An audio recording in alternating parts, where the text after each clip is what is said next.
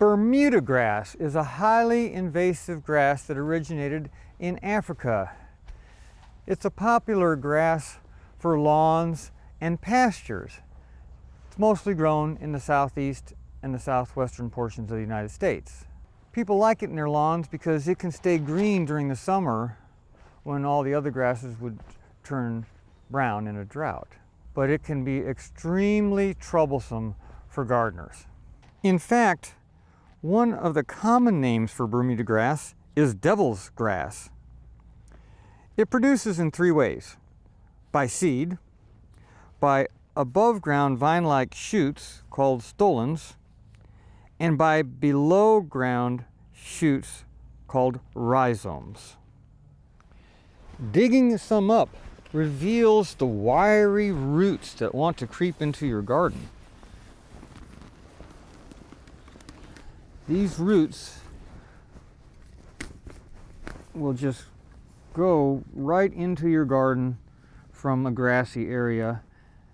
And mulching does not work with Bermuda grass. And these roots and stones and rhizomes and whatnot will just go right underneath the mulch and then come up somewhere where it's not real thick.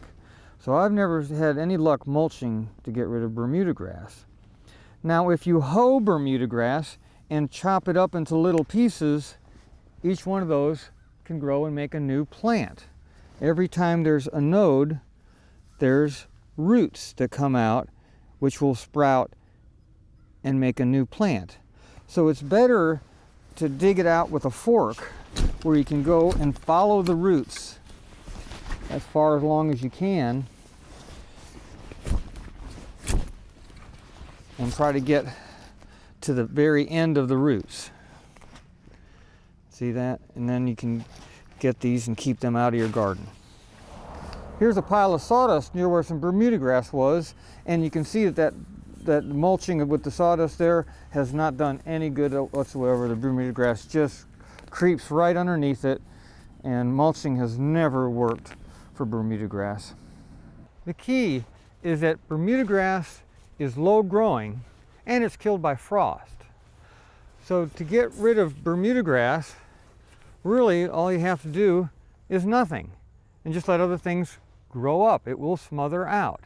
So when we're starting a new garden and we have Bermuda grass there, if possible, we would let it grow up for a year in other grasses. That will really help get rid of the Bermuda grass.